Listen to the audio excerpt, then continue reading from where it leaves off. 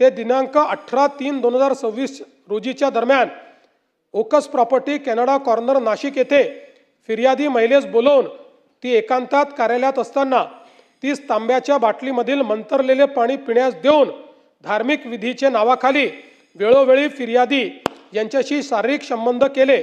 यातून फिर्यादी यांना दिवस गेल्याने अशोक खरात यांनी गोळ्या खाण्यास देऊन फिर्यादी यांचा गर्भपात घडवून आणला। तसेच जर फिर्यादीने अशोक खरात यांच्या सांगण्याप्रमाणे धार्मिक विधीस नाकार दिला तर तुझे भविष्यात चांगले होण्याऐवजी वाटोळे होईल, तुझ्या मुलांचे बरे वाईट होईल असा दम दिला व मजकुरांचे फिर्यादीवरून सदरचा गुन्हा नोंद आहे।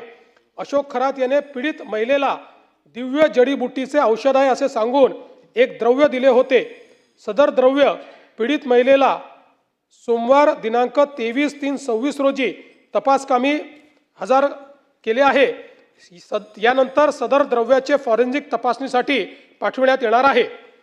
सरकारवाडा पोलीस स्टेशन शहर गुन्हा रजिस्टर नंबर 76/2026 BNS 64-1 74 351-2 सह महाराष्ट्र नरबळी व अमानुष अनिष्ट व अघोरी प्रथा व जादूटोना यांना प्रतिबंध करण्याबाबतचा अधिनियम 2013 चे कलम 312 तपास अधिकारी पोलीस निरीक्षक गुन्हे पथक युनिट नंबर 1 तथा विशेष पोलीस पथक थोडक्यात हकीकत माहे नोव्हेंबर 2023 ते डिसेंबर 2025 या कालावधीत ओकस प्रॉपर्टीज कॅनडा कॉर्नर नाशिक येथे आरोपी अशोक खरात याने फिर्यादी यांची पत्नी हिस गरोदरपणात करावयाचे धार्मिक विधीचे कारण सांगून तिला बोलवून तिच्या पोटावर छातीवर हात फिरवून तिच्या योनीत बोट घालून तिचेवर बलात्कार करून तिचा शीलभंग केला।